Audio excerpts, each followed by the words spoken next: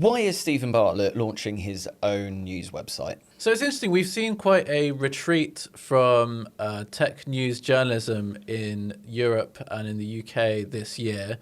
The big US news outlet TechCrunch shut their UK and Europe newsroom.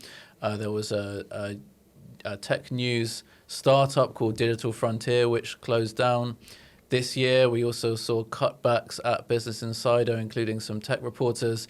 So Stephen Bartlett, he's sort of one of the best known entrepreneurs in the UK, and perhaps he's spotted an opportunity. He's seen there are fewer tech journalists in the market compared to a year ago, and he thinks maybe this is a hole that I can fill. And it seems as though he's planning to hire 10 journalists, half of them in the UK, the other half in the US.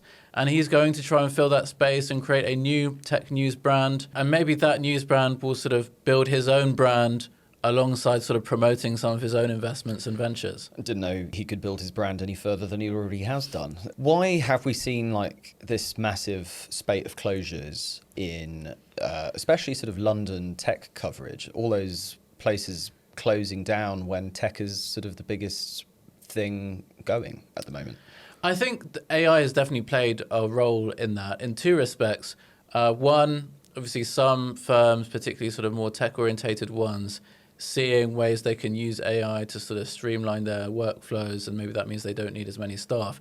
But I think the other thing has been much of the AI story, at least in the Western world, has been led by the US. Much of the reader interest has been in the US, and there is a kind of reader obsession with Mag 7 companies, that is the big 7 tech companies in the US.